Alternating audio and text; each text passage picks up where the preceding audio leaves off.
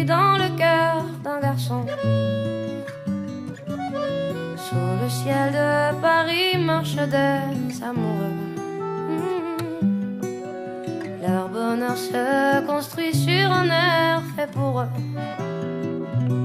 Sous le pont de Bercy, un philosophe assis, deux musiciens, quelques badauds, puis des gens par milliers. Sous le ciel de Paris, jusqu'au soir vont chanter l'hymne d'un peuple épris de sa vieille cité.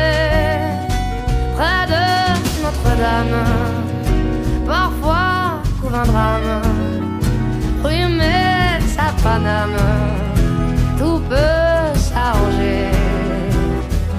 Quelques rayons de ciel d'été, l'accordéon d'un marinier, l'espoir fleurit au ciel de Paris. Sous le ciel de Paris coule un fleuve joyeux. Il endort dans la nuit les clochards et les gueux. Sous le ciel de Paris, les oiseaux du bon Dieu viennent du monde entier pour bavarder entre eux. Et le ciel de Paris a son secret pour lui. Depuis 20 siècles, il est épris de notre île Saint-Louis.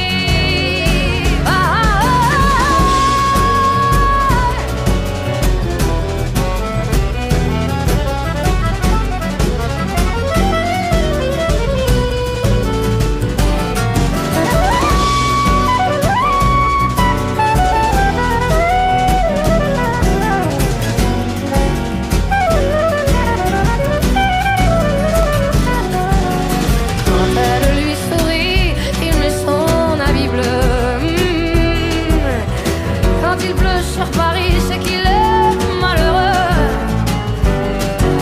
Quand il est trop jaloux de ses millions d'amants, il fait gronder sur eux son tonnerre éclatant. Mais le ciel de Paris n'est pas longtemps cruel. Pour se faire pardonner, il offre un arc-en-ciel.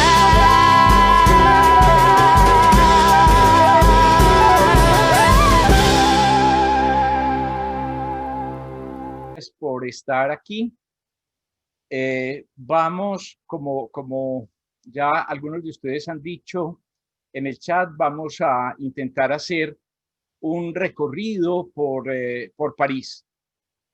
Es en realidad intentar hacerlo porque, como creo que todo el mundo sabe, esta es una ciudad prácticamente infinita. Es una ciudad donde hay tantas cosas que recorrerlas de manera rápida, pues es realmente imposible. Yo voy a empezar a compartir la pantalla para que empecemos nuestro recorrido, por París. La voy a ampliar, creo que en un momento. Ya verán ustedes esta pantalla de explorando París. Se debe ver en un momento.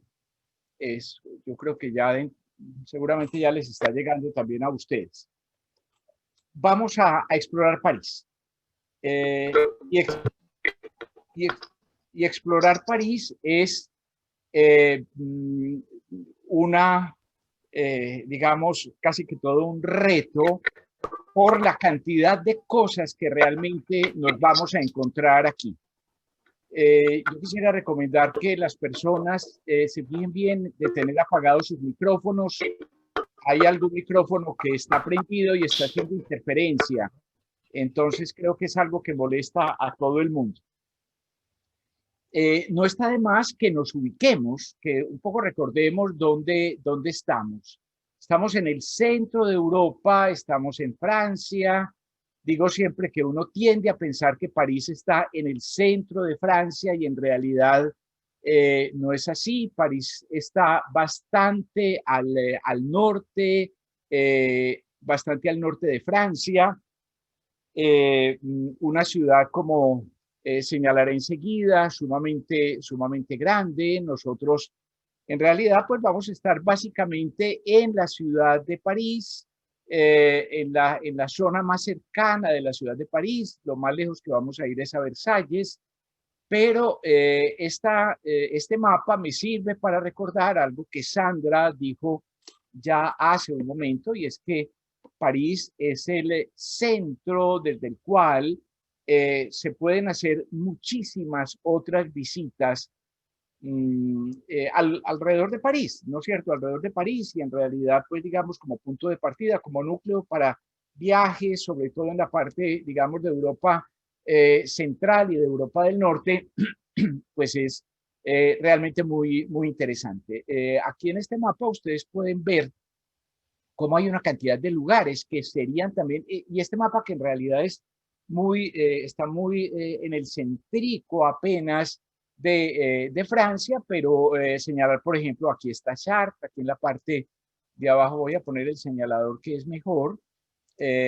Aquí en la parte de abajo pues nos encontramos a Chartres, por aquí está Reims, que es otra de las grandes ciudades francesas, Soissons, etcétera. Toda esta región en realidad es una región muy rica en historia, en paisajes naturales, en arte. Bueno, por aquí me salté, aquí está Giverny, donde era la casa de Monet, una zona maravillosa. Y al sur, por supuesto, Fontainebleau, por aquí está Barbizon, donde la famosa escuela de pintores del siglo XIX y demás. Una zona entonces de una extraordinaria riqueza. Nosotros vamos a estar más en el centro y seguramente pues hay unos puntos que van a resultar emblemáticos y que quiero señalar pues aquí desde el principio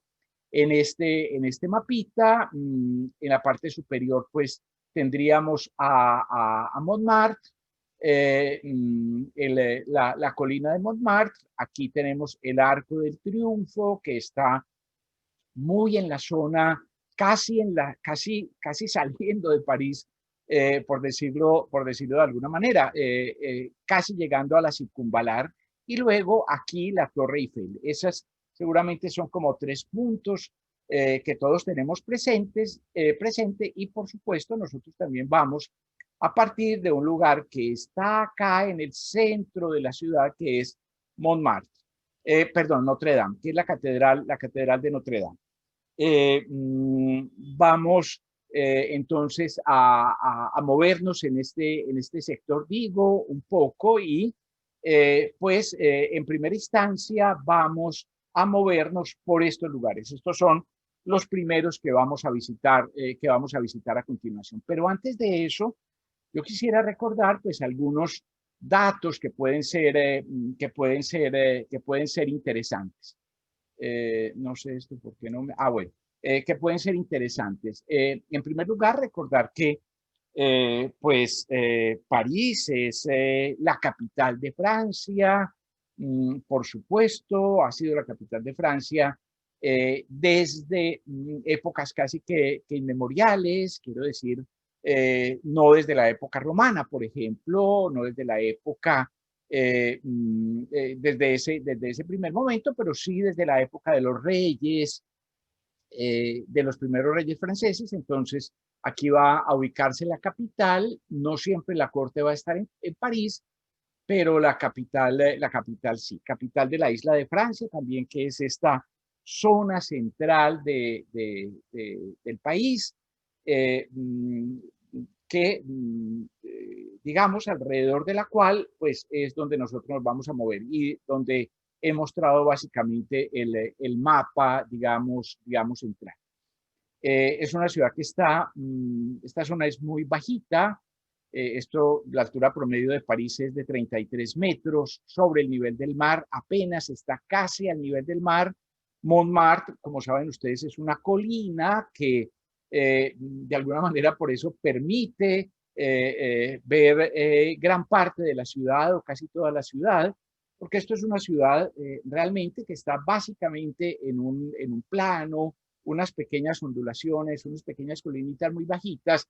La más alta, pues en ese sentido, pues es Montmartre, y ya eso pues es mucho decir. Esto va a tener como consecuencia también una forma muy,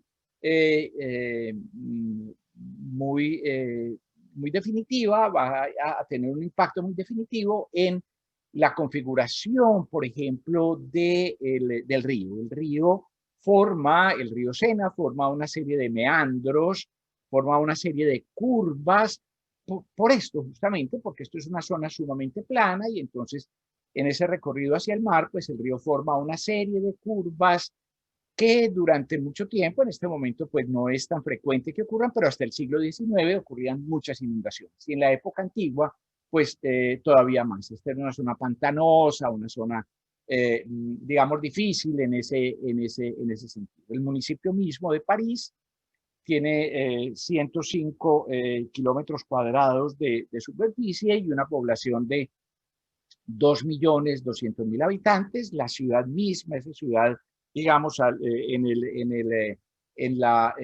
dentro del periférico de París, tiene 2.200.000 habitantes, pero el área metropolitana es muchísimo más grande.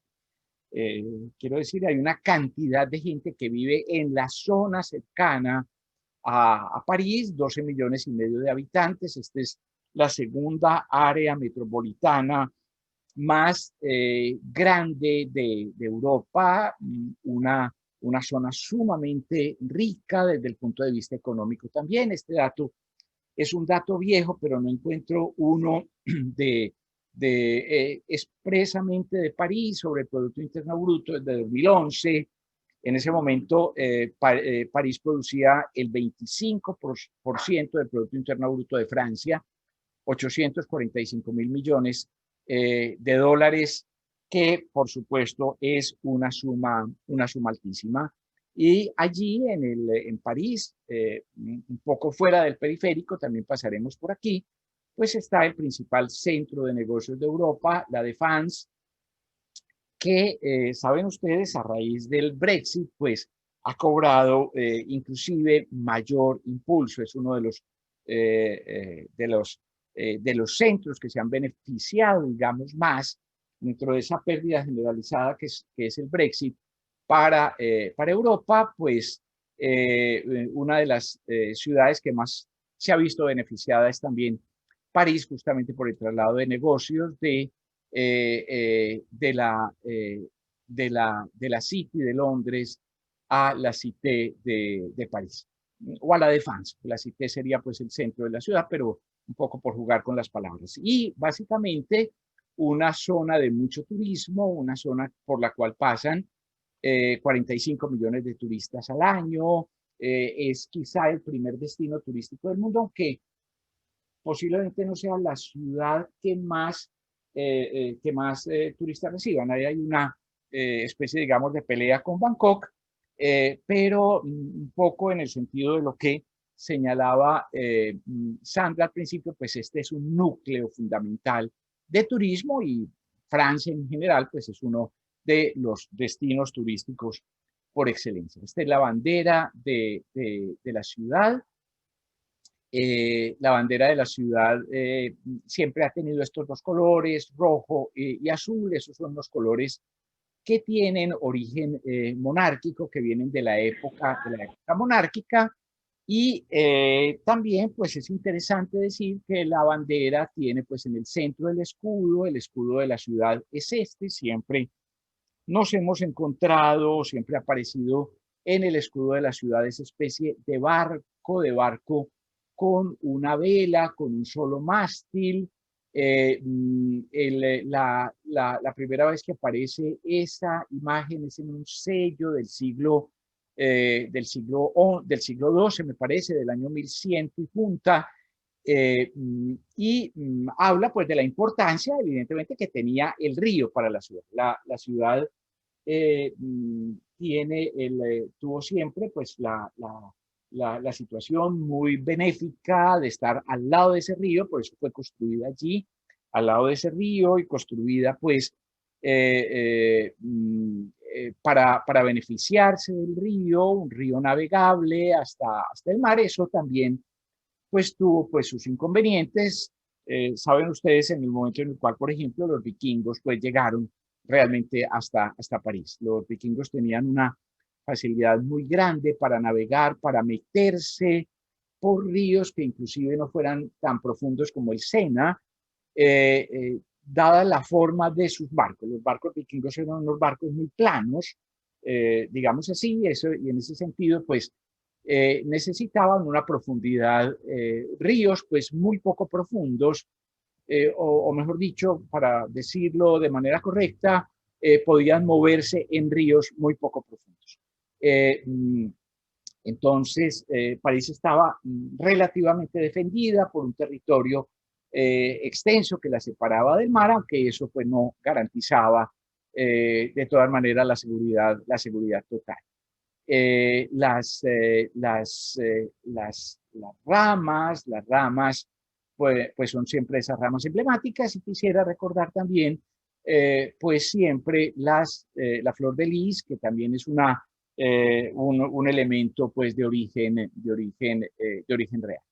La ciudad está organizada en 20 distritos. Esos distritos que llamamos los arrondissements de París, esas especies, digamos, de barrios, no es exactamente la misma idea, pero esos distritos son 20, además de esos dos grandes bosques, el bosque de Bolonia y el bosque de Vincennes, al oriente y al occidente de la ciudad. Cada cada uno de estos distritos pues tiene, digamos así, elementos que son muy interesantes, elementos que forman parte de su propia historia en muchos casos. Inclusive estos distritos reivindican, digamos así, eso que digo, como una especie de historia particular dentro de la ciudad. Y un poco un mapita simplemente para recordar que esto es una ciudad llena de cosas, ¿no es cierto? Llena de monumentos, llena de museos, llena de obras de arte, llena de historia. Una ciudad prácticamente, podría decir uno, prácticamente inagotable. En alguna otra oportunidad, pues yo he mencionado el hecho de que, pues por esas gracias de la vida, por esas fortunas de la vida, pues yo pude estar viviendo durante 4 años larguitos en Europa, estudiando en Italia, y uno de esos años pues lo pasé en París haciendo mi tesis, trabajando en mi tesis, trabajando en el Centro Pompidou de París, que está por aquí. En la tesis era pues una biblioteca que me servía mucho, y he contado, algunos de ustedes me han oído esa historia, he contado que con amigos latinoamericanos y demás decíamos, bueno, vamos a hacer un plan para conocer cada día una cosa distinta, y nunca agotamos realmente esa posibilidad de conocer. Y siempre puedo decir que cuando miro montando estas charlas o lo que sea, pues, o organizando preparaciones de viajes que pasan por París o que están en París, pues siempre digo, caray, todo lo que me falta por conocer, todo lo que todavía realmente no he conocido. Una ciudad, pues, en ese sentido, pues, inagotable, una ciudad que tiene, yo diría, que podría decirse una ciudad que tiene una serie de encantos particulares. Tiene una arquitectura maravillosa, una arquitectura magnífica. Ahora un poco señalaremos de dónde sale esa arquitectura. En ese sentido digo que es una ciudad maravillosa, inclusive solo para mirarla, solo para uno caminar por ella. Eso creo que es un atractivo maravilloso en una ciudad como París. Solo caminar por París es ya un programazo, es ya una cosa fascinante. Una arquitectura que tiene una historia relativamente, por lo menos esta arquitectura más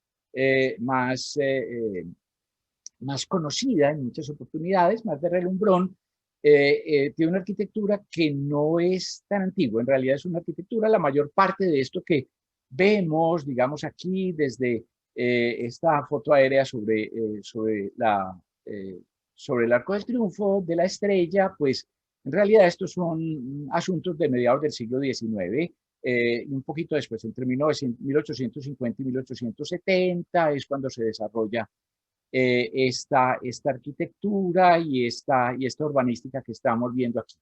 Pero es una ciudad también que está completamente cargada de historia. Por aquí vamos a volver a pasar por todos estos sitios, absolutamente cargada de historia, una arquitectura que tiene pues una ciudad que tiene sus orígenes desde antes de la época romana, que tiene una historia real de reyes, quiero decir, sumamente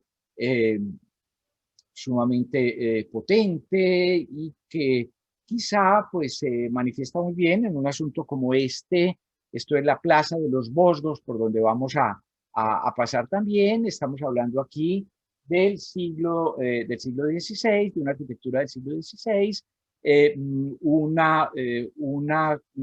realmente un tipo de arquitectura sumamente potente, sumamente poderosa en estos procesos históricos. Pero es también una ciudad que quisiera decir, es una ciudad llena de arte, y eso no está de más decirlo. Es una ciudad llena de esculturas por todas partes. Hay literalmente miles de esculturas, y no me refiero a los museos, me refiero a esculturas en la vía pública, monumentos en la vía pública. Solamente en el distrito más central de París hay más de 500 esculturas en el espacio público. Solamente en el Jardín de Luxemburgo hay más de 200. Entonces, una ciudad llena de arte, llena de ese tipo de tradiciones, llena de museos también. ¿Cómo no señalarlo? Algunos de los museos más famosos y más conocidos del mundo pues están en París. Pero es una ciudad que tiene también otra serie de encantos que, como vamos a ver, ya lo decía Sandra al principio, la moda, la música, la comida. Yo creo que la gastronomía francesa, pues no es necesario pues señalar aquí que es una de las más famosas y más reconocidas del mundo y que tiene pues una influencia sobre nosotros muy fuerte todavía hasta el presente. Simplemente pues yo no tengo tiempo en esta charla de hacer referencia a la gastronomía, pero simplemente simplemente de paso quisiera señalar el hecho, quisiera recordar que pues la comida a lo largo de la Edad Media, el Renacimiento, inclusive pues en el siglo XVI, hasta mediados del siglo XVII, quiero decir, hasta la época de Luis XIV, la gastronomía, la comida en general en Europa y también en Francia era una comida muy fuerte, una comida que tenía muchas especias. No lo quiero decir de una manera radical, en el sentido de, no me lo entienda como decir, era como la comida de la India, pero era una comida fuerte, con especias, con pimientas, con nuez moscadas, sí, con especias en general, con cominos muy fuertes y demás, porque las especias servían para conservar los alimentos. Pero a lo que quiero llegar y que digo es una observación absolutamente fugaz de este tema de la gastronomía, es al hecho de que en la época, sobre todo de Luis XIV y de Luis XV, nos vamos a encontrar que hay todo un programa que inclusive es defendido desde desde la corte, es inclusive defendido por el rey, un programa que tiene que ver, digamos así, con el hecho de nosotros no producimos especias, no consumamos especias. Nosotros no les demos el gusto a nuestros enemigos, y esos enemigos son en buena medida, por ejemplo, los portugueses, aliados de los ingleses, de ahí un poco la enemistad. Los portugueses eran los grandes, tenían los grandes monopolios de las especias en Europa, y entonces desde la corte se dice, no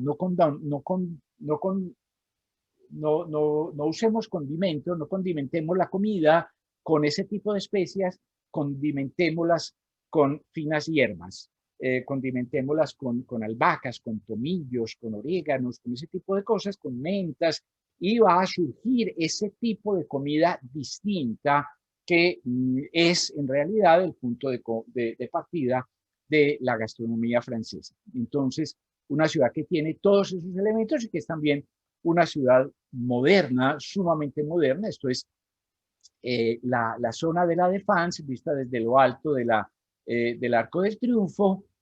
También espero que podamos pasar por aquí. Pero bueno, vamos a arrancar con la París de la época romana, Lutecia, como se llamaba en Roma.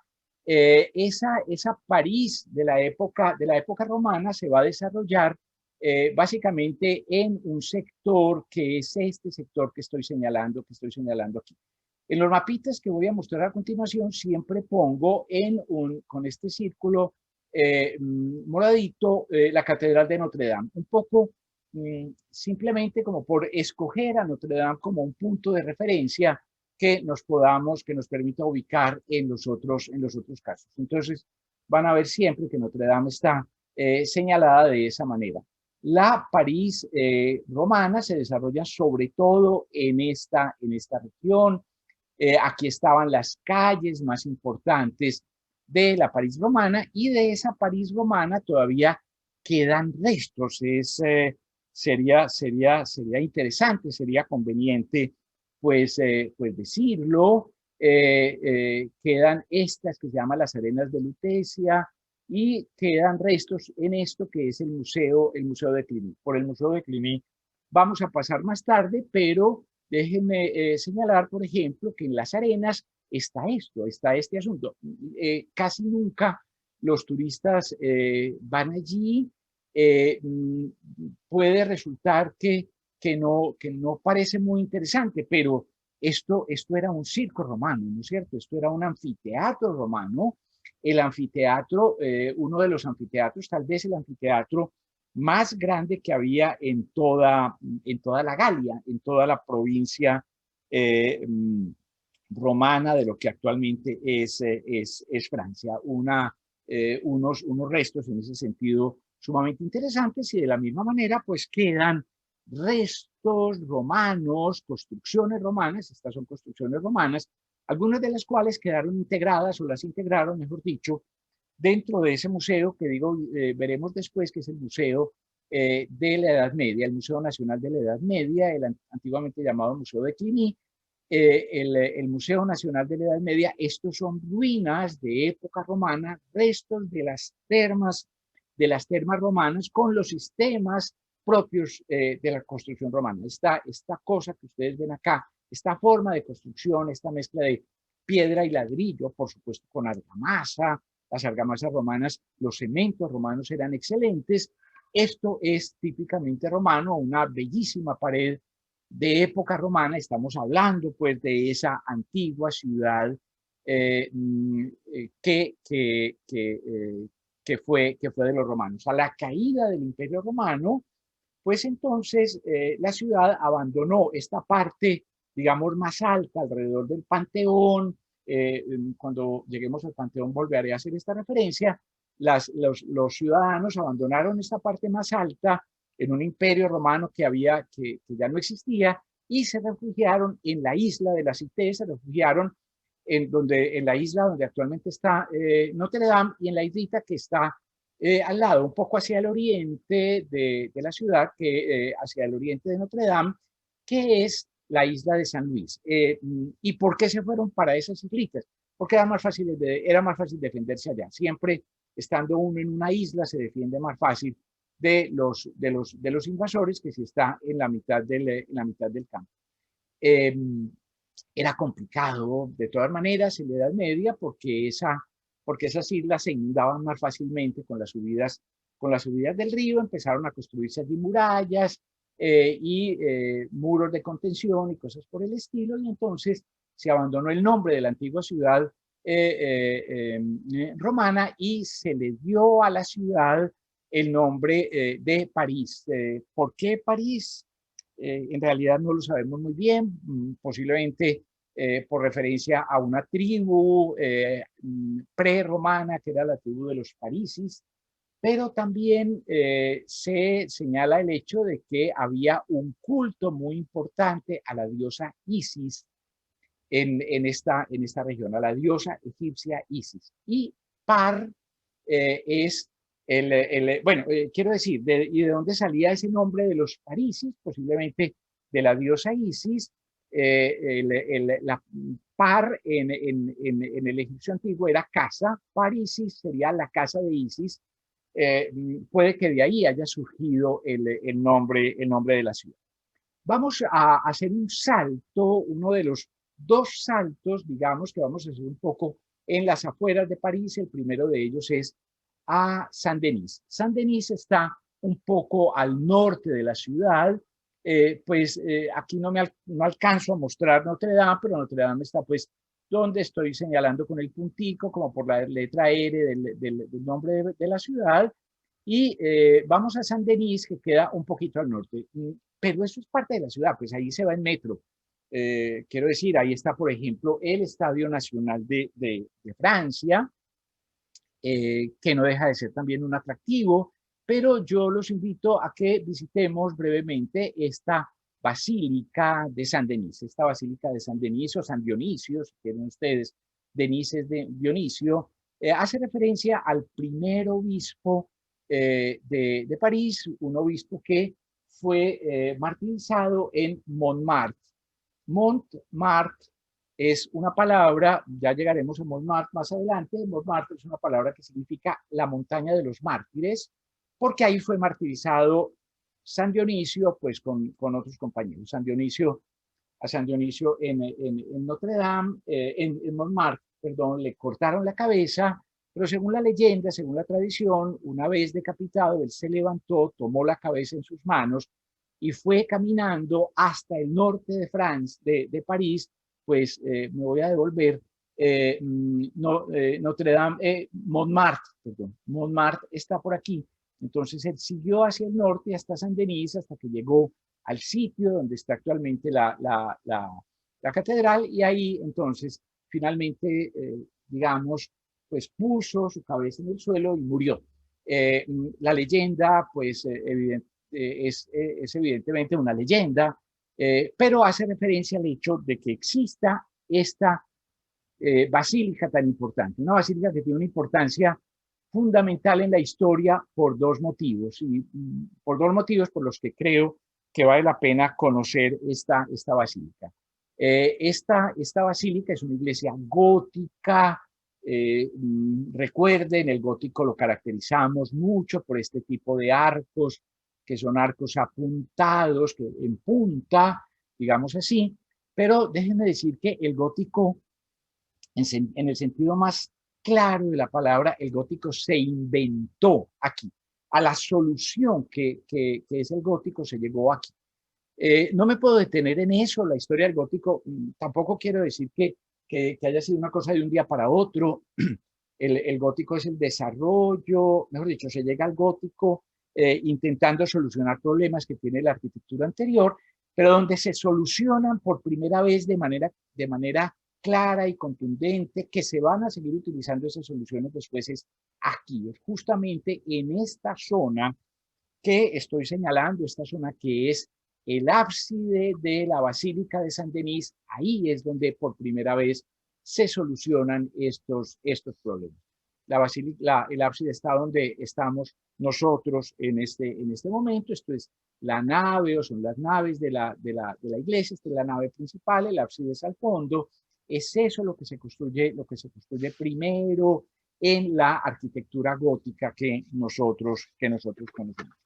El constructor de esta, el abad de esta Basílica de Saint-Denis, quien dirige ese proceso, es un señor que se llama Suger. El abad Suger es una figura muy importante en la historia de la arquitectura en ese sentido. Pero el otro elemento importante es que en Saint-Denis se encuentran las tumbas de los reyes de Francia, de todos los reyes de Francia, por lo menos desde el siglo VII, una cosa así, hasta los últimos reyes están sepultados allí. Entonces, creo que es un elemento muy interesante porque le permite a uno tener como una especie de visión general, también de un desarrollo de la escultura en Francia, porque cada monumento de estos pues se hacía en su época. Entonces tenemos esculturas del siglo IX, X, XI, XII, tan así hasta el siglo XIX. Bueno, pero debemos regresar y vamos a mirar pues brevemente Notre Dame. Notre Dame está en la isla por el hecho de que haya ocurrido pues lo que ocurrió en la Semana Santa del año pasado con el incendio, pues no podemos desconocer que este es uno de los grandes monumentos de Francia, posiblemente es el monumento por excelencia. Eso es una parte dramática, del incendio de Notre Dame. No se estaba quemando cualquier cosa, estaba quemando la catedral por excelencia, la catedral de Francia, la catedral de París, por supuesto, pero la catedral por excelencia, el templo más importante de Francia. Y sigue siendo seguramente el templo más importante de Francia. De una belleza extraordinaria. Tal vez ustedes han visto las noticias de esta semana. Esta semana ya se logró dar un paso que es muy importante, que era fundamental y que estaba suspendido por efectos a causa de la pandemia, y fue que se pudo retirar, ya se terminó de retirar el andamio, los andamios metálicos que había sobre la iglesia. Ustedes recuerdan que el incendio se produjo en un momento en el cual se estaba haciendo una restauración en los techos, y entonces había una estructura de andamio metálico sobre la catedral. Esos andamios, pues con el incendio se achicharraron y era muy peligroso que se cayeran, y esos andamios, por supuesto, metálicos, pesadísimos, pues hubieran hundido realmente las bóvedas que no se cayeron.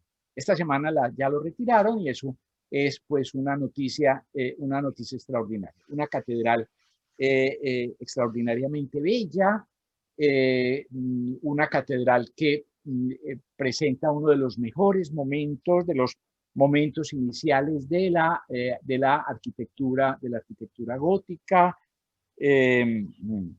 Sería muy interesante pues poder, pues creo que una de las cosas más interesantes que hay de una visita a Notre Dame es poder entender de una manera clara cómo es que funciona esta historia de la arquitectura gótica. Yo siempre digo una cosa que aquí puede resultar pues como dicha de una manera como un poquito dogmática y vacía, pero el gótico es una máquina que funciona muy bien. Esto es una máquina de construcción que funciona extraordinariamente bien y que, déjenme decir, es el punto de partida de la arquitectura contemporánea. La arquitectura en la cual nosotros vivimos es una arquitectura que existe gracias a la comprensión que en el siglo XIX, básicamente en el siglo XIX, se hizo de la arquitectura gótica.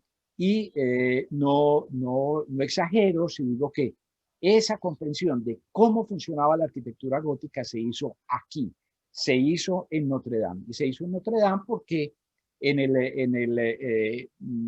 después de 1830 se va a realizar una restauración completa de Notre Dame, y en esa restauración es cuando los arquitectos, y básicamente el arquitecto restaurador más importante, que se llamaba Viollet-le-Duc, van a decir, caray, es que esto no es simplemente un problema de estética, esto no es simplemente una cosa que es muy bonita, esto tiene una razón estructural, y esa razón estructural déjenme simplemente reducirla a un único elemento. No se puede reducir así, pero a un único elemento lo reduzco en este momento, que es el hecho de que aquí todos los empujes se convierten en peso. Todo se va, todas las fuerzas del edificio se van por las columnas y eso permite, entonces, pues es una arquitectura como la que usamos nosotros, una arquitectura que se basa en columnas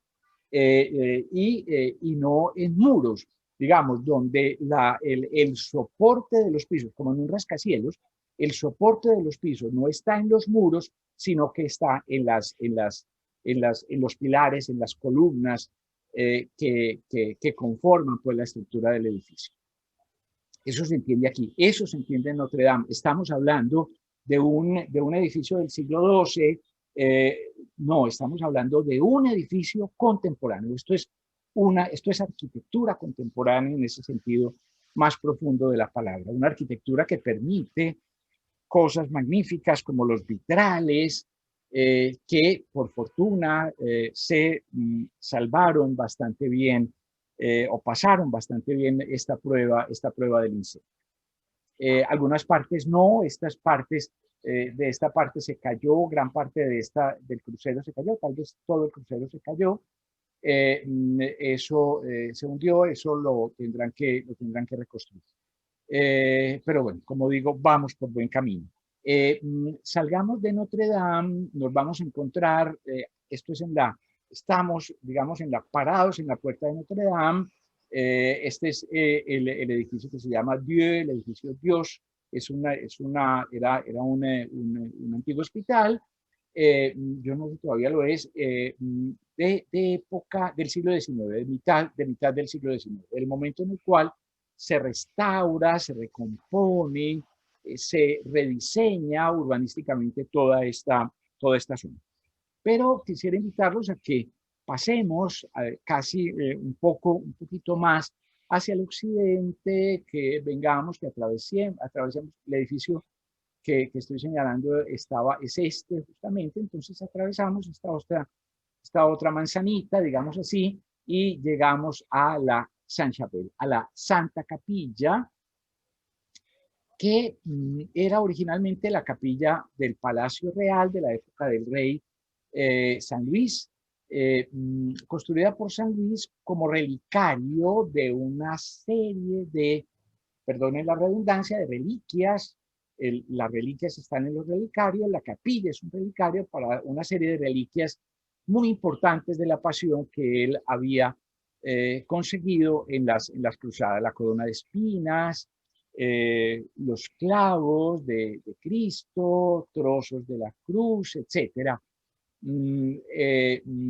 Y para eso se va a construir, él va a hacer construir la Sainte-Chapelle. Está actualmente, pues eso ya no es el palacio, ya no fue desde hace muchos años. Palacio Real es el Palacio de Justicia. Esto es una puerta simplemente que nos indica que entramos también a una zona que no es solamente la Sainte-Chapelle, es una zona que tiene también una tradición barroca, una tradición del siglo XVIII y del siglo XIX que es muy fuerte. Pero esto es esa cosa asombrosa, esa cosa absolutamente deslumbrante, esa caja de cristal que es la Sainte-Chapelle. Si a alguien no le quedó clara la idea ahora, mejor dicho, si yo no me expresé bien ahora, en el sentido de que estamos frente a una arquitectura que, como la arquitectura contemporánea, se basa esencialmente o casi exclusivamente en los soportes, en las columnas, en los pilares. Creo que esta es la mejor demostración de ese asunto, ¿no es cierto? Los muros son de cristal y lógicamente se comprenderá que ese cristal no soporta el techo, ¿no es cierto? Que ese cristal no es el que aguanta, el que carga con el techo. La Sainte-Chapelle es uno de los sitios más bellos que se pueden ver en Francia, creo que en el mundo entero, una de las imágenes por excelencia de la arquitectura gótica y uno de los momentos más altos en el desarrollo de la técnica del vitral, del arte del vitral, de los vitrales. El centro de los vitrales en Francia está en Chartres. Hay un museo del vitral en Chartres, pero esto creo que es de las cosas más maravillosas que uno puede ver. Lleno de escenas, todo esto que vemos aquí son escenas, esto es historiado, ¿no? Esto tiene historias, se relatan las historias. Este es un momento en el cual alguno de esos vitrales que relata la escena de la resurrección de los muertos. Bueno, rápidamente, para avanzar, sobre todo porque quisiera, pues, avanzar hasta un momento, digamos, que corresponde más al siglo XVI, siglo XVII, pues entonces déjenme decir que vamos a entrar aquí cerca, Notre Dame, ya estuvimos por aquí en Las Arenas, aquí está la Saint-Chapelle, y aquí pasando apenas el río, que estamos en esta zona del barrio latino, de la Sorbona y demás, pues nos vamos a encontrar el museo que se llamaba el Museo de Cluny, que en la actualidad se llama el Museo de la Edad Media. Este museo es muy interesante, pues por su arquitectura, pero más que por su arquitectura, aquí están estos, ya lo habíamos visto, esta imagen en concreto ya la habíamos visto, aquí es donde están integradas esas construcciones romanas. Yo quisiera decir que aquí hay un asunto que en cualquier caso vale la pena conocer. Perdón, hay alguien con el micrófono abierto, si lo puede apagar, se lo agradeceríamos. Creo que vale la pena conocer elementos como esto, visitar este museo perdón, me distraje, este Museo Nacional de la Edad Media tiene una serie de obras muy importantes. Yo solamente quisiera destacar dos tapices de una serie. Esto es una serie de 6 tapices medievales que se llaman La Dama y el Unicornio, una serie de 6 tapices que están bellísimamente conservados, bellísimamente restaurados, de las obras más bellas de la Edad Media que uno pueda ver en cualquier parte del mundo. Y un poco, pues, la aproximación a esta parte de la historia, más, digamos, que es anterior a la época de los reyes, que vamos a conocer después, pues es esta plaza de los Vosgos. Está aquí, siempre recuerden Notre Dame, está un poco aquí hacia el oriente de la ciudad, cerca de la plaza de la Bastilla, como ven ustedes aquí, y esa plaza de los Vosgos es muy importante porque es la primera manifestación de un tipo de arquitectura que ya no es medieval, ¿no es cierto? Esto ya estamos hablando de una arquitectura posterior. Esto fue construido en la época del rey Enrique II, creo que fue en la época de Enrique II, el esposo de Catalina de Médicis.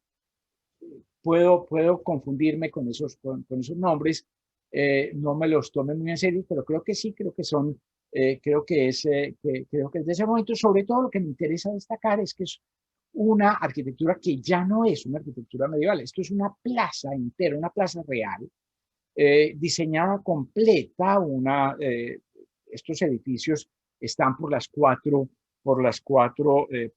frentes, digamos así, de la plaza, por los 4 sectores de la plaza, y nos habla de una arquitectura distinta, una arquitectura que hereda cosas del gótico.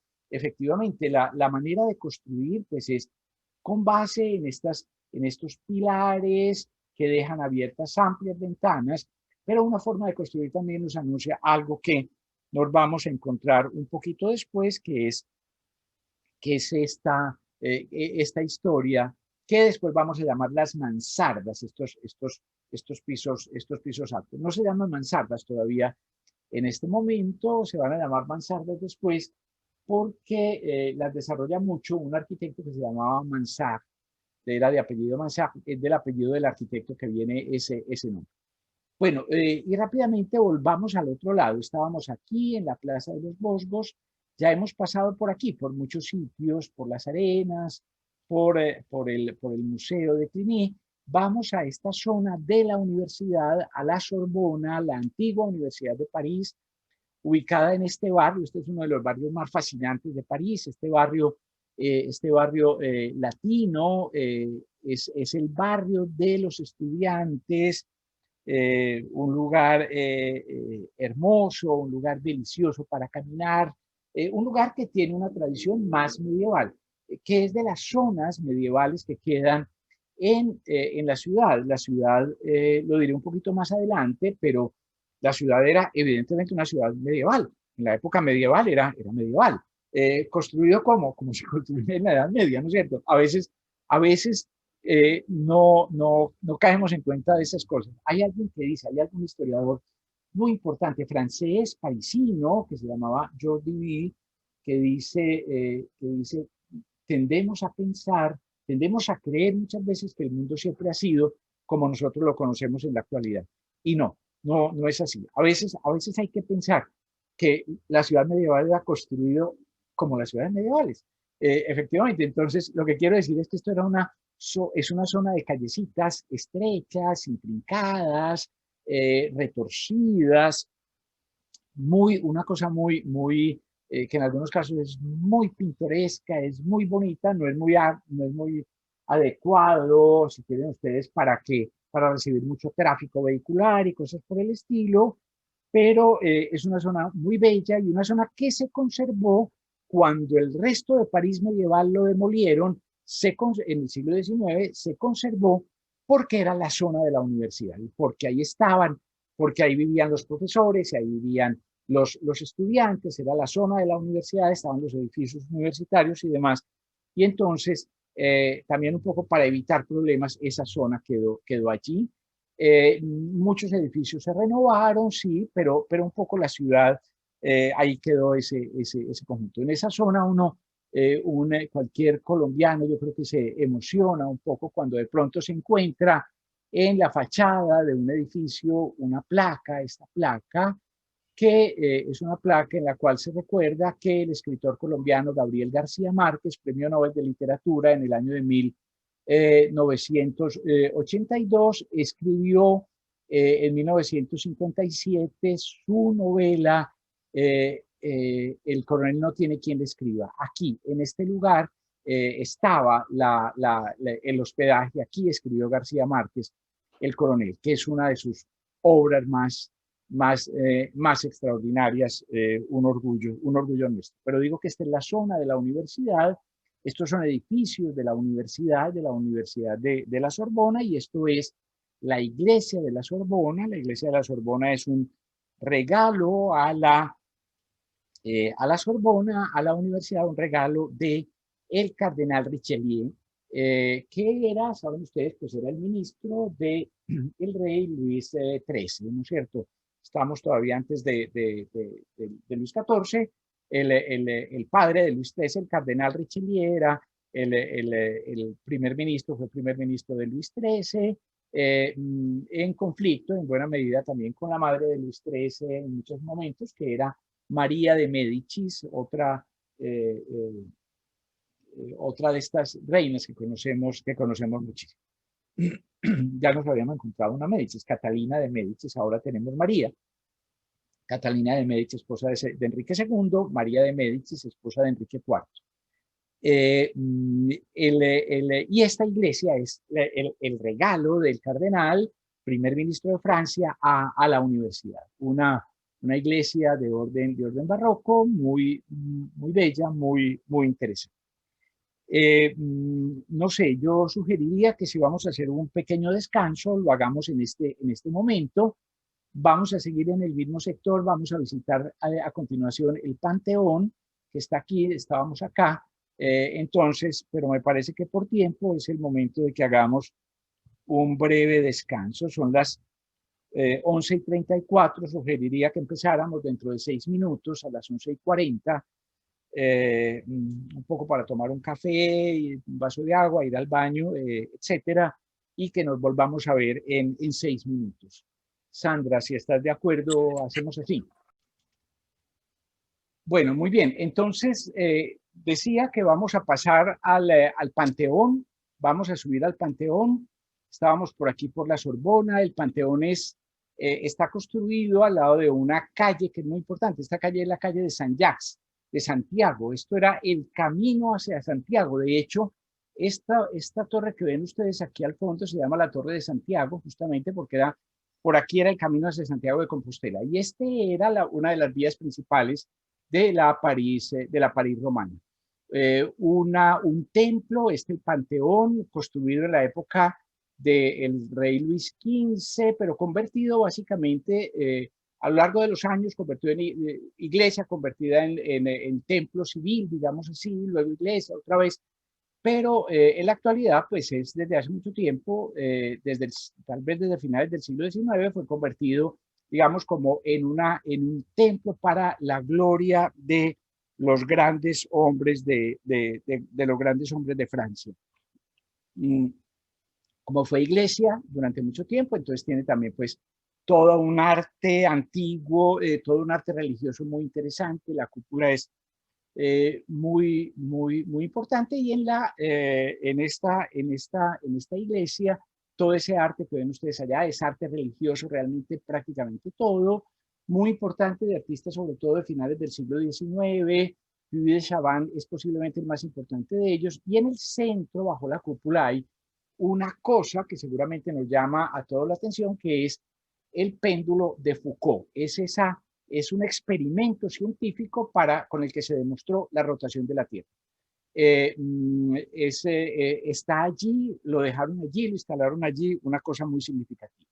Y saliendo del Panteón, pues entonces bajamos por estas callecitas y vamos a Luxemburgo, al Jardín de Luxemburgo. El Jardín de Luxemburgo es el jardín más importante de los parisinos, es el que ellos consideran más rico, el que les gusta más, el que visitan más. Y allí está este palacio, que es el Palacio de Luxemburgo, un palacio construido por la reina María de Médicis, a quien ya hice referencia hace un momento, madre de Luis XIII. María de Médicis hizo construir este palacio, que en la actualidad es la sede del Senado de Francia. La visita al Jardín de Luxemburgo creo que es realmente muy bella. Y un poco, si vamos hacia el occidente, pues estábamos aquí estaba, esto es el Jardín de Luxemburgo. Vamos a ir un poco hacia el occidente a los Inválidos, al Hospital de los Inválidos. Aquí lo estamos viendo de frente, en el camino que estábamos haciendo, vendríamos de nuestra izquierda hacia acá. Este edificio del Hospital de los Inválidos es literalmente eso, fue construido así, un hospital para inválidos de guerra en la época de Luis XIV. Este puente en el que estamos es el puente de Alejandro III, en homenaje a ese zar ruso. Este es el edificio pues, del Hospital de los Inválidos, con la iglesia, que es de nuevo una de esas iglesias más importantes de Francia y de París, y que tiene una importancia desde el punto de vista arquitectónico. Pues no me voy a detener en eso, que es, por supuesto, bueno, a mí es lo que más me interesa, pero posiblemente lo que más llama la atención normalmente a los viajeros es que en esta iglesia está enterrado Napoleón, ¿no es cierto? Aquí está la tumba de Napoleón. Este es el sarcófago de Napoleón. Es toda una historia en la que no podríamos meternos mucho en este momento. Como es posible que llegara un momento después de la caída de Napoleón, después de esa cosa tan dramática que fue el fin de Napoleón, cómo se llegó a la construcción de esta tumba tan magnífica? Vale la pena preguntarse por eso, es una historia compleja. Y luego, siguiendo muy cerca, entonces vamos a llegar a la escuela militar, que casi nunca la vemos muy bien, porque aquí está la Torre Eiffel. Entonces a uno se le va como se le van los ojos para la Torre Eiffel y no ve esta escuela militar al frente de un parque sumamente amplio que se llaman los parques, que se llama los campos de Marte. Pero bueno, vamos vamos a ir al otro lado, entonces vamos a ir al Louvre. Estábamos por allá, aquí no alcanzamos a ver, estábamos mucho más allá, a nuestra izquierda, pero vamos a venir de nuevo. Notre Dame, aquí vamos a venir al Louvre, al Museo del Louvre. El Museo del Louvre es, pues, no es necesario decirlo, es en este momento el museo más grande del mundo. Posiblemente, por lo menos en superficie, será superado por el Museo del Cairo, que se debe inaugurar en los próximos meses. Es un antiguo palacio que era, me gustaría decirlo, que era todavía más grande de lo que estamos viendo acá, porque existía en esta zona, aquí donde estoy señalando, hasta 1871 existía otro palacio, otro gigantesco palacio que cerraba este conjunto, que era el Palacio de las Tullerías. Ese palacio fue destruido en la Revolución de 1871. Pero entonces estamos en el Louvre, en el fondo, digamos, de esta vía que viene desde el Arco del Triunfo, y ahí nos vamos a encontrar pues el museo, que está en buena medida en la actualidad caracterizado por esta pirámide de cristal, que sirve además para la entrada, que en realidad era para solucionar el problema del ingreso al museo. Aquí entra muchísima gente, aquí entran, si no me falla la memoria, como 10 millones de personas al año, una cosa así por el estilo, un número exorbitante de personas. Y antes entraban por una puertecita lateral que quedaba sobre el río, por este lado, por donde estoy señalando, detrás de estos edificios. Bueno, en la actualidad, pues toda esta plazoleta es una plazoleta que está excavada y que sirve de entrada al museo. Visitar el museo yo creo que es una cosa maravillosa. En París, las salas, este es uno de los museos más importantes del mundo. En cualquier caso, pues existe siempre, digamos, el mito de la Mona Lisa, el mito de la Gioconda. El museo le juega un poquito a esa historia también, a la historia de que es la obra de arte más importante del mundo.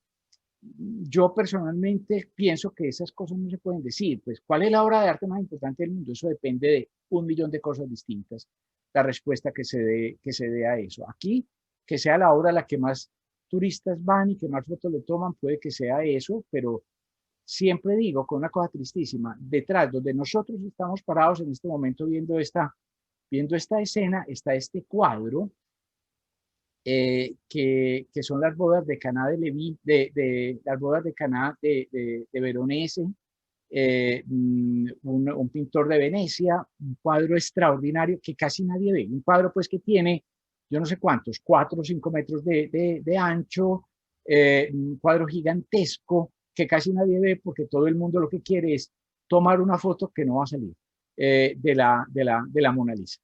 Bueno, el museo tiene obras extraordinarias de época egipcia, de época griega, por ejemplo. Estoy señalando solo algunas de las que vemos más, pues el Escriba Sentado, la Venus de Milo, la Victoria de Samotracia, estos que son los esclavos de Miguel Ángel, creados, tallados por Miguel Ángel, esculpidos por Miguel Ángel para la tumba del Papa Julio II, y luego obras, digamos, históricas maravillosas de Francia, de la historia de Francia, como la consagración de Napoleón, de Jacques-Louis David, o la libertad guiando al pueblo de Delacroix. El museo, insisto, es siempre uno de los lugares más maravillosos. Yo creo que hay que gastarle tiempo al museo. Saliendo del museo, uno puede encontrar al frente, estamos en el museo, en este punto por aquí tan arriba, un poco, movámonos un poquito, y entonces estábamos en el museo, y entonces vamos a estar aquí en este lugar. Esto es esto es el Jardín de las Tullerías y la Plaza de la Concordia, ¿no es cierto? Vamos a movernos allí. Teníamos esta fotografía, hacia donde venimos es a esta zona.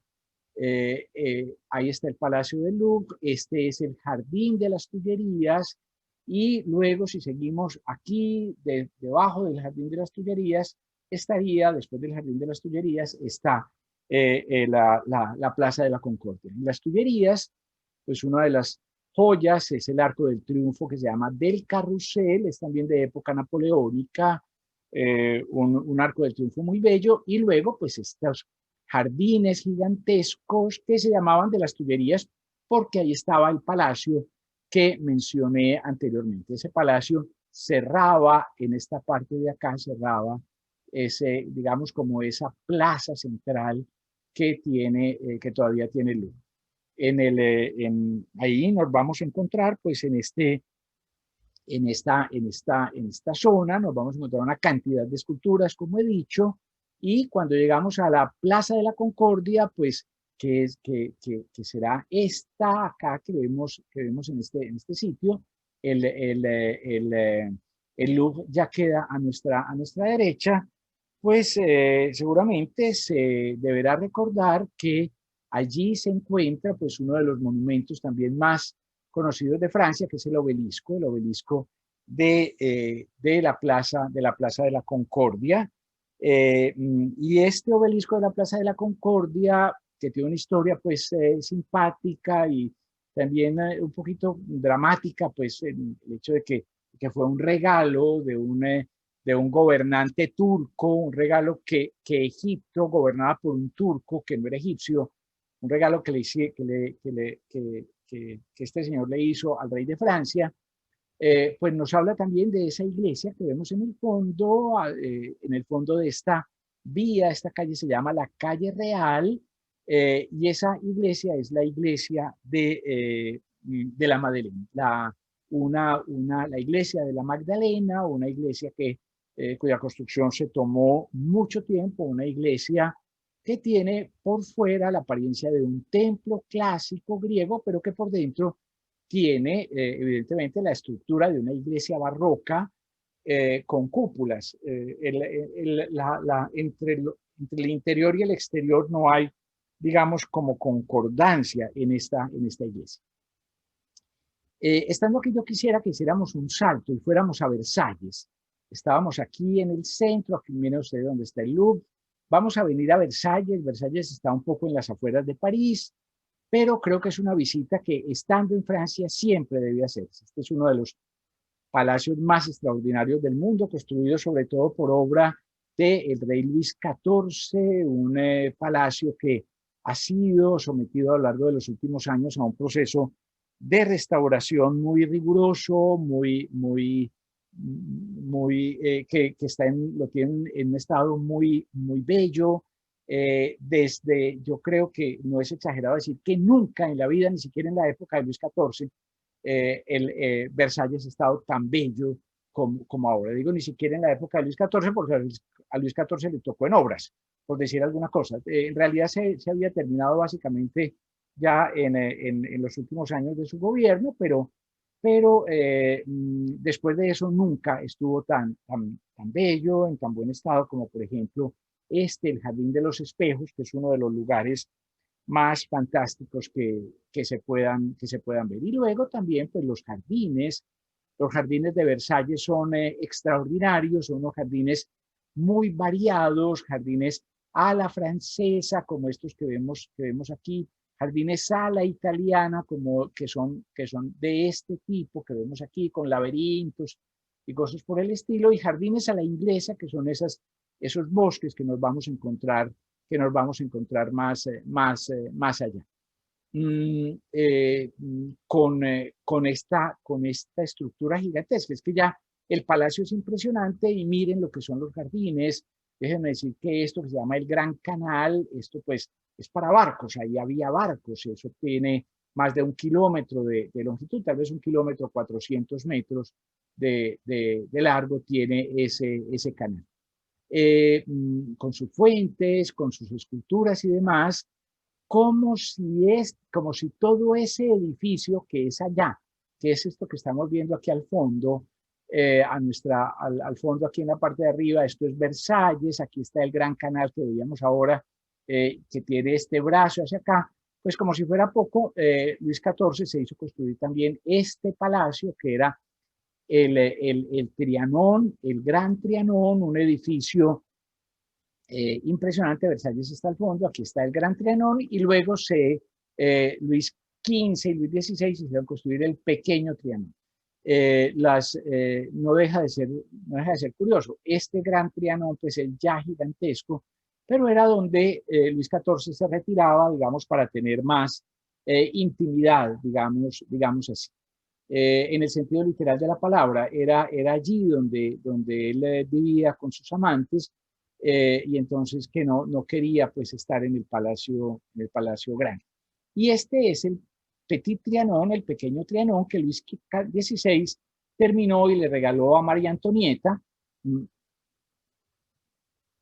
Pero la verdad es que a María Antonieta le gustaba mucho más esto, que es la llamada Hacienda de la Reina, una especie de hacienda, una especie de finquita campestre con gallinas, con huerta, con vacas, con establo. María Antonieta en persona ordeñaba las vacas, cosas por el estilo. Esto nunca se visitaba, esta parte de Versalles, de la Hacienda de la Reina, nunca estuvo abierta a los turistas hasta el año pasado. A partir del año pasado se puede visitar también. Entonces, quisiera decir, Versalles es un programa de un día entero muy intenso. El palacio, los jardines, el Gran Trianón, el Petit Trianón y la Hacienda de la Reina, todo ese conjunto ocupa con creces un día.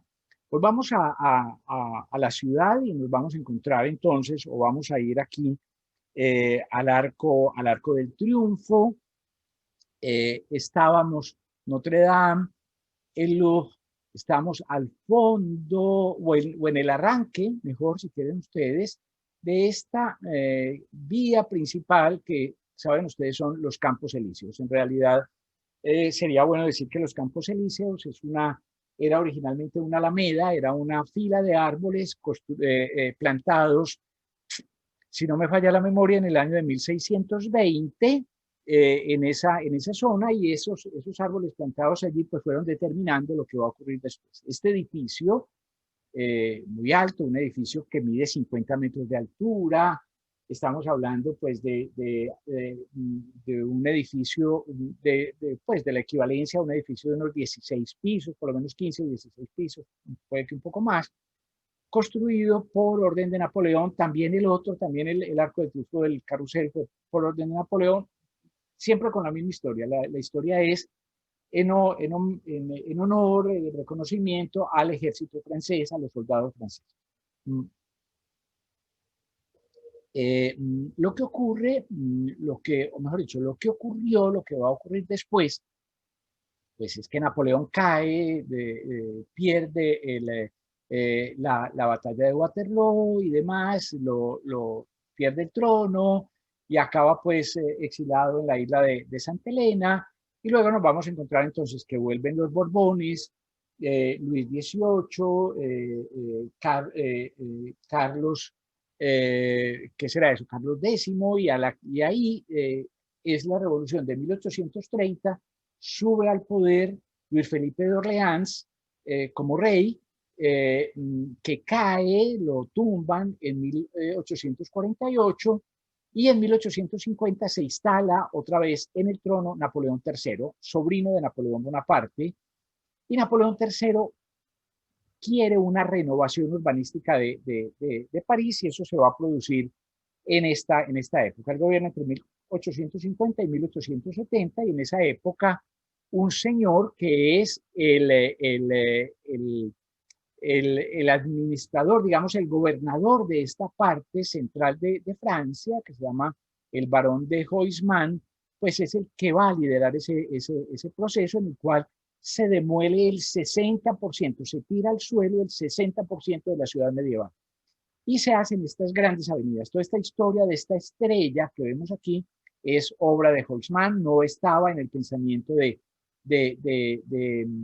Napoleón cuando ordenó el arco. En el pensamiento de Napoleón estaba que esto era una plaza donde se cruzaban pues dos vías, pero esta historia de la estrella es de la época de Napoleón, un edificio emblemático de Francia seguramente, magnífico. Aquí viendo, lo vemos desde los Campos Elíseos, a lo largo de los Campos Elíseos, este edificio magnífico, esta construcción magnífica, que es muy simbólica y es muy simbólica de muchas cosas.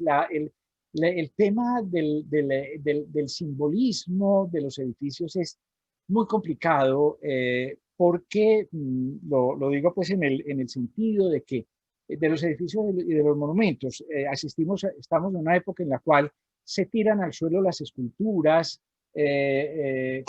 con base en el hecho de que quien las construyó era esclavista o odiaba a los negros o había violado a una mujer o era pedófilo, todas esas cosas horrendas. No estoy defendiendo a nadie que haga ese tipo de cosas, pero se tiran al suelo esos monumentos. Uno podría decir, caray, si nos ponemos a hacer la cuenta de los muertos que tiene a la espalda Napoleón, pues uno podría decir, ¿y por qué tiene semejante tumba en los Inválidos? ¿Y por qué no se ha tumbado el Arco del Triunfo?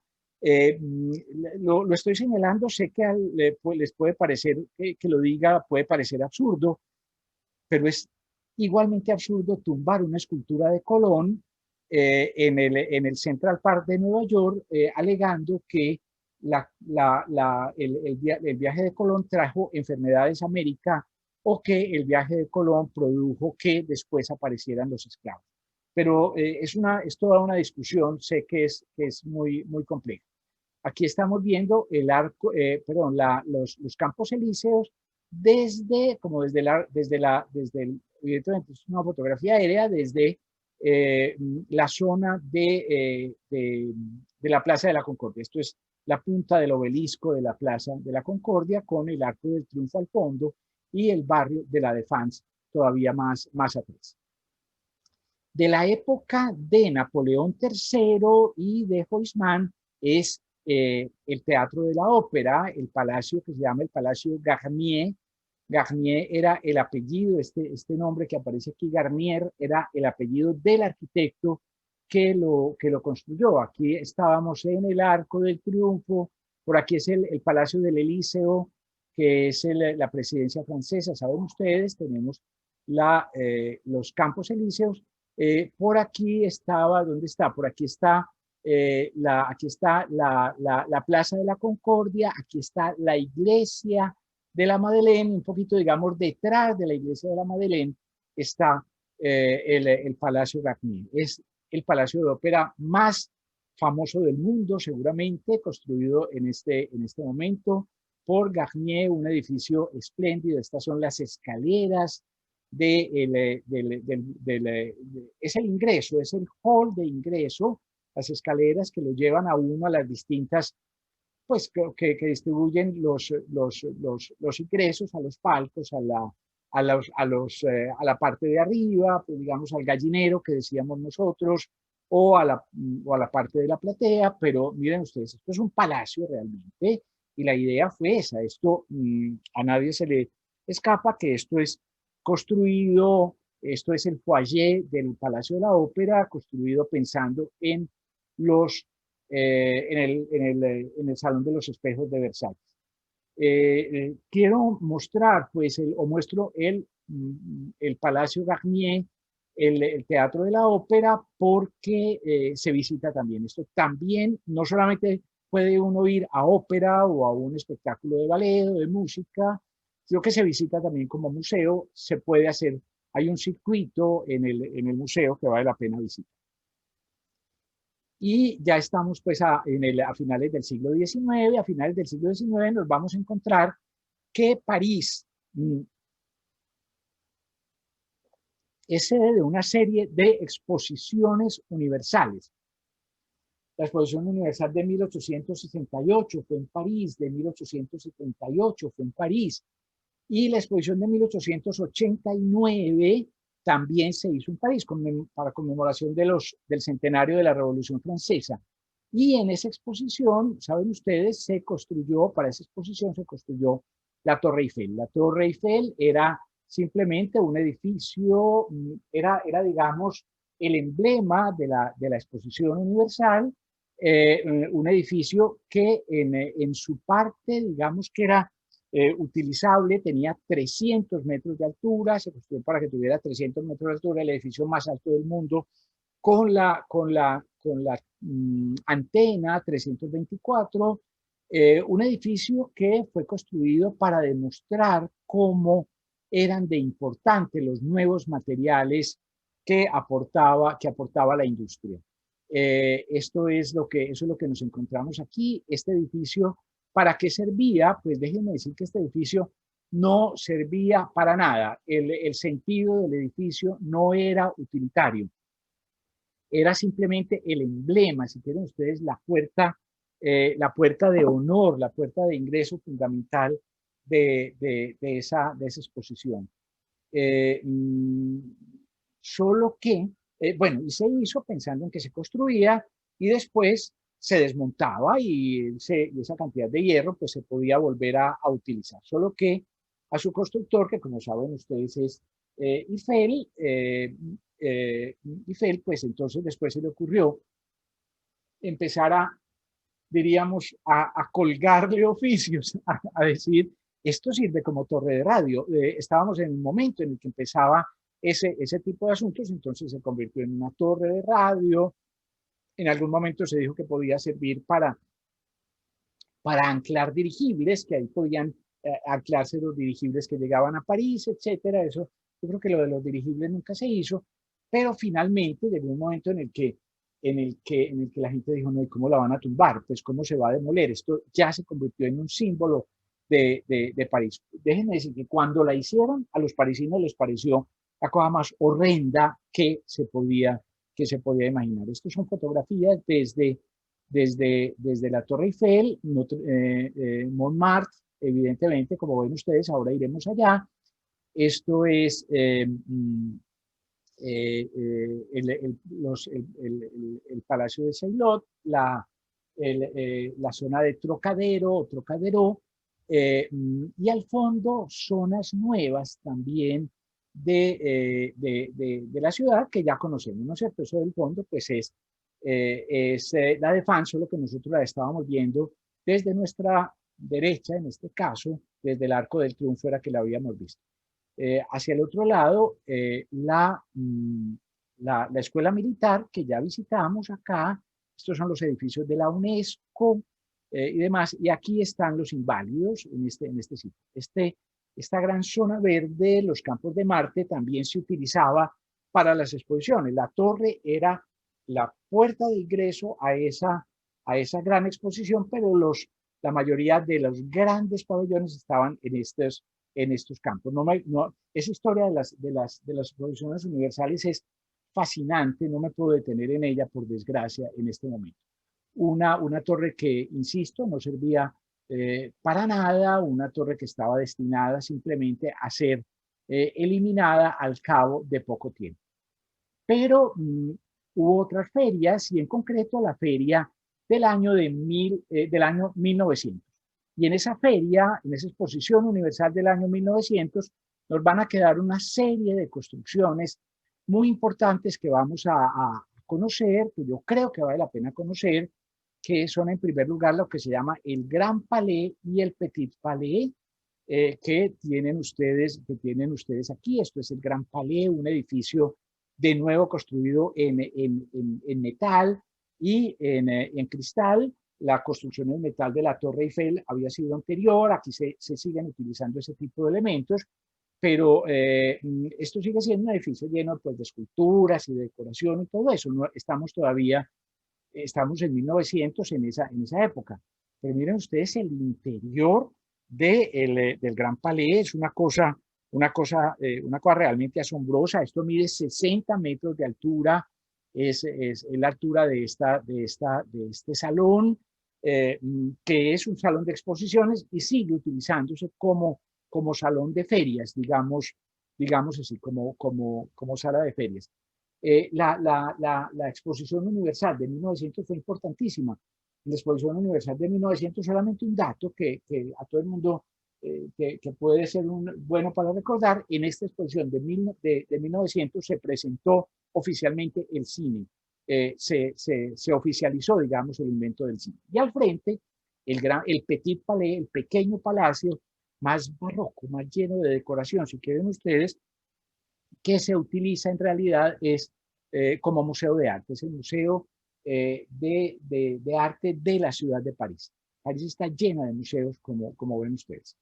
Y estos son detalles de ese puente de Alejandro III que mencionábamos anteriormente y que también es construido para esta Exposición Universal de 1900. Bueno, rápidamente, aquí está el puente de Alejandro III, lo mismo acá. Rápidamente vamos a Montmartre, nos vamos a mover hacia allá, y un poco lo he dejado para venir, para esta época. Estábamos aquí, esperen, ¿dónde estábamos? No, los Campos de Marte, estábamos aquí, estábamos por aquí. Venimos aquí al Sacré-Cœur, al Sagrado Corazón, a Montmartre, porque esta es básicamente, esta de finales del siglo XIX, es el momento de esplendor de Montmartre, es el momento del que siempre hablamos, es el momento de los artistas. Montmartre, en realidad, hasta esta época, finales del siglo XIX, era un municipio aparte de París. Un barrio aparte, una pequeña ciudad aparte de París.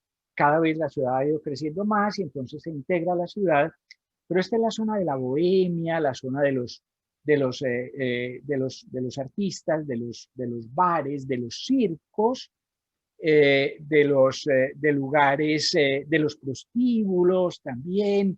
Era una zona pues de bohemia, digamos así, pues bohemia, que tenía pues una connotación en muchos casos negativa. Traigo a cuento o pongo aquí esta imagen de la estación de metro que uno toma, a la que uno llega para subir a Montmartre, un poco para mostrar, para decir que miremos esta es la belleza de la estación, ¿no es cierto? Estas estaciones Art Nouveau, estas estaciones que fueron obra de un arquitecto que se llamaba Hector Guimard, fueron realizadas para la Exposición Universal de 1900, la misma del Gran Palais, del Petit Palais que veíamos hace un momento. Puro Art Nouveau, es el momento más espléndido del Art Nouveau en París. Pero bueno, lo que me gustaría es que camináramos por estas callecitas, que por estas callecitas pues subiéramos a Notre Dame, al Sagrado Corazón. Todas estos restaurantes tienen historias de poetas, historias de pintores, posiblemente todos tenemos en la mente la canción de Charles Aznavour de La Bohemia. Es ese mundo fascinante de los artistas, los escritores, los poetas, los cabarets, algunos de los cuales pues vamos a ver enseguida. El Sagrado Corazón es una iglesia de finales del siglo XIX, construida digamos, en reconocimiento a la consagración de Francia al Sagrado Corazón. Es el voto nacional. En Bogotá existe también el voto nacional, una iglesia construida exactamente con el mismo propósito. Este es el voto nacional de Francia, la iglesia del Sagrado Corazón. Una iglesia en estilo neobizantino. A mucha gente no le gusta, pero bueno. Insisto, quizá lo más importante de todo este sector es este mundo de los cafecitos que hemos heredado. Pues un poco esa bohemia ya desapareció, pero seguramente una de las cosas que hacen los viajeros es ir a estos lugares porque a uno estas sensaciones también se le pegan por contagio. También es hermoso, es emocionante estar parado al frente de un edificio donde dice aquí vivió Vincent van Gogh. Seguramente eso es hermoso y seguramente eso es de esas experiencias que también buscamos muchas veces. Bueno, abajo de Montmartre, entonces están los molinos. Bueno, arriba también el Moulin de la Galette está arriba realmente, aquí abajo está el Moulin Rouge, que está vinculado con la figura de Toulouse-Lautrec sobre el bulevar que se llama el Boulevard Montmartre, con Toulouse-Lautrec, el gran artista de los últimos años del siglo XIX, muerto en 1901. El Moulin Rouge sigue funcionando como cabaret, mientras que los otros, el Moulin de la Galette, es en realidad un restaurante. Pero bueno, esta vida del Moulin Rouge, de Le Folies Bergère, etcétera, pues es otro aspecto también importante en la ciudad. Quisiera señalar una serie de museos que son importantes en este contexto de París. No quiero exagerar en esto, pero sí quisiera recordar que hay una serie de museos fundamentales. El Museo d'Orsay, que es el museo del siglo XIX, está ubicado en esta zona, ahí no está el nombrecito, pero está ubicado ahí. Aquí están los Inválidos, que ya conocemos, aquí está el Gran Palais y el Petit Palais, el puente que ya conocemos, el Museo del Louvre, etcétera. Aquí está en el Museo d'Orsay, aquí lo ven ustedes, en esto que era una antigua estación ferroviaria, ahí se instaló el museo, que es el Museo del siglo XIX. ¿Por qué es tan importante ese museo? Pues aquí esto era una antigua, este era el ingreso, por aquí por donde lo estamos viendo, esto era el ingreso a la estación, los trenes entraban por el otro lado, o llegaban por el otro lado. París está llena de estaciones ferroviarias, y eso es otra cosa, por ejemplo, en la que yo no entro aquí, pero es posible que alguna de las personas que me oye sea aficionada a los trenes. Eso es una cosa maravillosa. Ir a las estaciones ferroviarias de París es una cosa maravillosa. A esa cantidad de estaciones que hay, porque por la forma misma de la ciudad, ellos escogieron hacer estaciones múltiples en la ciudad. En algunos casos, la iglesia de la Madeleine, déjenme este breve paréntesis, la iglesia de la Madeleine estuvo a punto de ser convertida en la primera estación ferroviaria de París.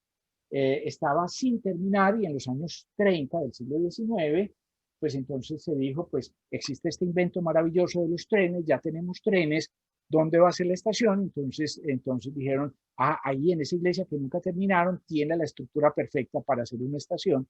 Estuvo a punto de que fuera la primera estación de París. Finalmente se abandonó esa idea y se terminó la iglesia. Pero bueno, aquí en esta iglesia, en esta estación de d'Orsay, que fue una estación construida para la Feria Universal, para la Exposición Universal de 1900. Estamos jugando exactamente en el mismo sector, pues entonces ahí se reestructuró y ahí nos encontramos lo mejor del arte francés del siglo XIX, el Almuerzo sobre la hierba de Manet, una obra definitiva frente al arte del siglo XX, el arte de los impresionistas, esto es Cézanne, como saben ustedes, Degas, Van Gogh. No es que haya millones de cuadros de Van Gogh, porque la mayoría de eso está pues en Holanda. Toulouse-Lautrec, este cuadro a mí me fascina, de Toulouse-Lautrec, es maravilloso. Y el museo tiene también, ese museo d'Orsay tiene también arte Art Nouveau. Esto es una construcción antigua de una casa que seguramente iban a tumbar y entonces se trasladó al museo, o se conserva en el museo, ¿no es cierto? Art Nouveau del más exquisito. Hay un museo que mucha gente adora, que es el Museo Rodin. A mí me fascina también el Museo Rodin. estábamos aquí, ¿no es cierto? Estábamos en este sector, es un poquito más atrás, miren, donde los Inválidos, que lo hemos visto siempre, aquí más atrásito, está el Museo Rodin. Rodin es uno de los, es seguramente el principal escultor universal después de Miguel Ángel y de Bernini. Desde el siglo XVII no había un escultor como Rodin, y la obra de Rodin, él va a darle su obra a Francia y va a ser instalada en este palacete, y entonces tenemos obras pues como esto, que yo creo que todo el mundo conoce, El Beso, o esto que se llaman Los Burgueses de Calais, esculturas maravillosas, El Pensador, creo que todos lo tenemos bastante presente, o esto que son las llamadas Puertas del Infierno, construidas por Rodin o realizadas por Rodin para el Museo de las Artes Decorativas de París. Pero esta es una copia que está allí en el Museo Rodin. El Centro Pompidou, otro gran museo que es uno de los más importantes museos de arte contemporáneo del mundo entero. Estábamos aquí era Rodin, estamos a este otro lado, Notre Dame, siempre piensen dónde está, es decir, estamos bastante cerca, uno va caminando tranquilamente de Notre Dame, aquí está la Torre de Saint-Jacques, que veíamos ahora desde el Panteón, y detrásito está el Centro Pompidou en una zona que eran los antiguos mercados de la ciudad, que fueron destruidos, que fueron demolidos. Posiblemente fue un error en su momento demolerlos, estaban en un mal estado. Leal era esta zona de los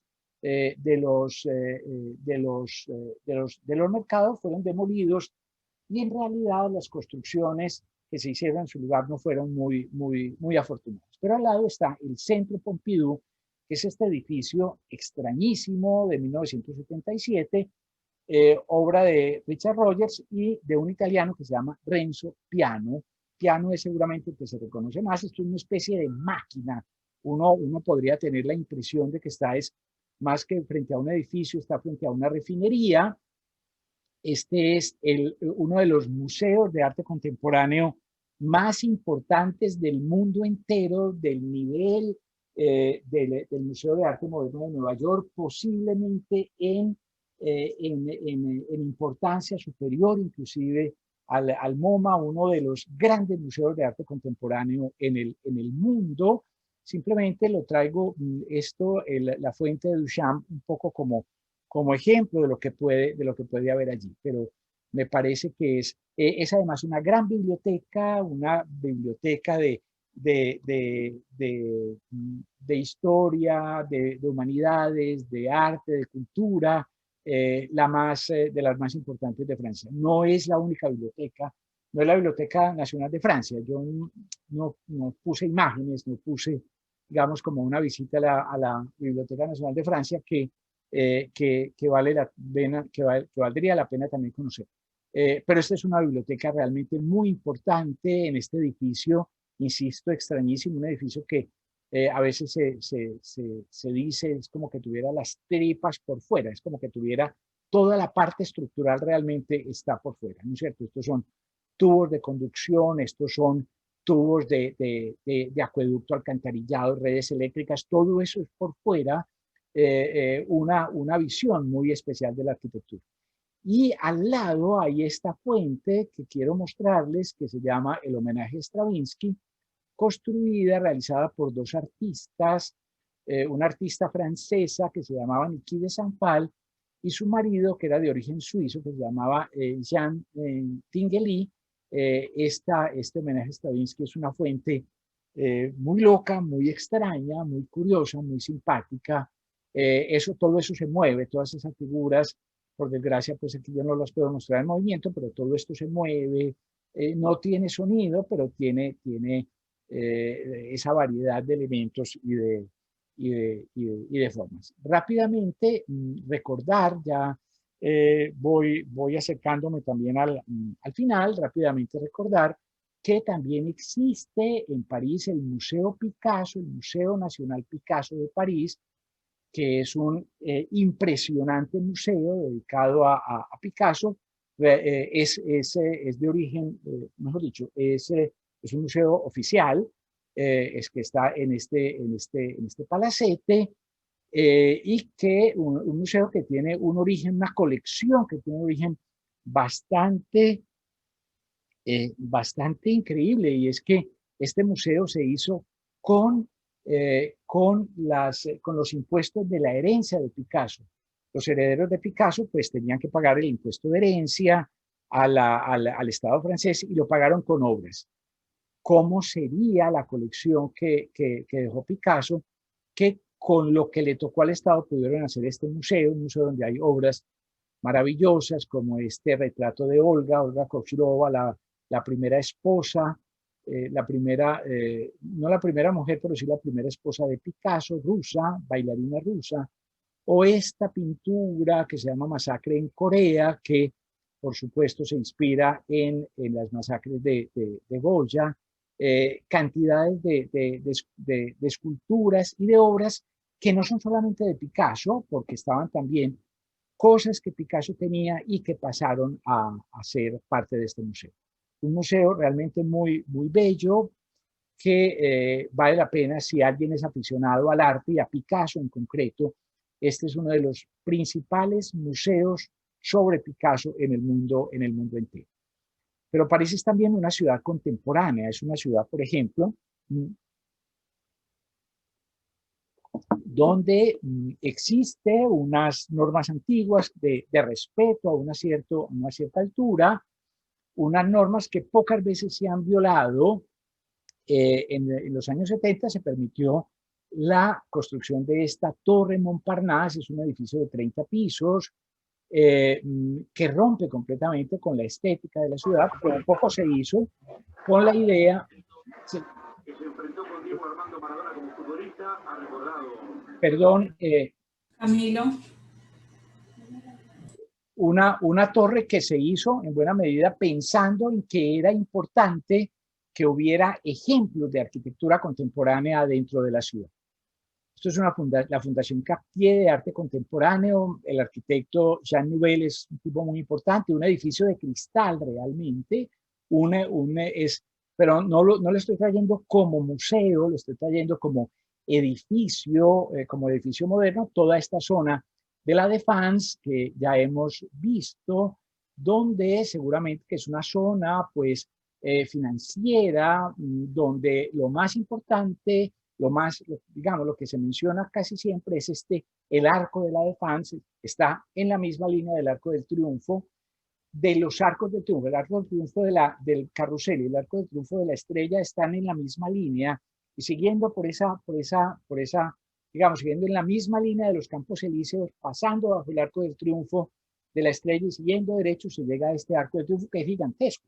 Miren las personas que están abajo. Esto es un edificio funcional, toda la estructura. Y otros edificios importantes. Este es la ópera de la Bastilla, un segundo edificio de ópera. Miren la comparación con la ópera Garnier, que es interesante, un edificio de ópera que tiene no solamente una estructura muy especial, sino que tiene además un techo transparente, un techo como ven ustedes aquí. Eso se puede oscurecer también, pues, pero no deja de ser muy impactante. Y finalmente quisiera mencionar esto, la Fundación Louis Vuitton. Esta fundación se encuentra en el bosque de Bolonia, es decir, en el bosque que está al occidente de París. Esta fundación, este edificio fue construido por Frank Gehry, que conocemos más pues lo conocemos por el Museo Guggenheim de Lisboa, de Bilbao, perdón. Un edificio complejísimo, extrañísimo, con ese tipo de arquitectura absolutamente fantástica. Y termino apenas con unas pocas imágenes diciendo que aquí hay mucho más cosas, todo lo que ustedes quieran. París es una ciudad inagotable. Esto es una pequeña placita que hace un par de años le dedicaron a García Márquez. La Plaza García Márquez en realidad es esta zona verde que tenemos aquí, son estas maticas que tenemos aquí. Esta calle tiene nombre, esta otra calle tiene nombre. Esta es la placita Gabriel García Márquez, pero no deja de ser muy emocionante cuando de pronto uno se la encuentra. Y quiero terminar con lo que dije hace un rato, pues una ciudad que tiene una estética fascinante. Esta estética es básicamente del siglo XIX, producto de esa reconstrucción de París, obra del barón Huysmans, que es el que reconstruye la ciudad, como he dicho, por orden de Napoleón III. De hecho, esta avenida que estamos viendo, donde está a nuestra derecha las galerías Lafayette, esta avenida es la avenida Huysmans, es el Boulevard de Huysmans, el boulevard dedicado a Huysmans, un tipo de arquitectura que empezó a modificarse solo a finales del siglo XIX, en los primeros años del siglo XX, cuando empezó a complicarse un poco también con este tipo de cosas. Pero es una arquitectura, digamos, magnífica. Esto es muy anterior, pero lo quiero traer a cuento. Esto es la fuente de San Miguel, en el barrio, en el Boulevard San Michel, al lado del barrio latino. El barrio latino está aquí, donde estamos nosotros. Pero lo que quiero señalar es que por todas partes se encuentra uno, pues, los ejemplos de esta ciudad extraordinaria, los edificios de esta ciudad extraordinaria, una ciudad que cuando uno se va, entonces se va un poco siempre como con melancolía, se va con tristeza, con la tristeza de que no ha conocido todo, de que posiblemente tiene que volver. Y yo creo, y termino con esta imagen, yo creo que un poco, pues todos tenemos siempre como la nostalgia de París, el deseo de ir. Quien no haya ido seguramente tiene el deseo de ir, y quien ha ido pues tiene el deseo de volver. Y entonces por eso digo, esto es un poco una imagen nostálgica de París para terminar. Bueno, con esta imagen yo termino mi presentación.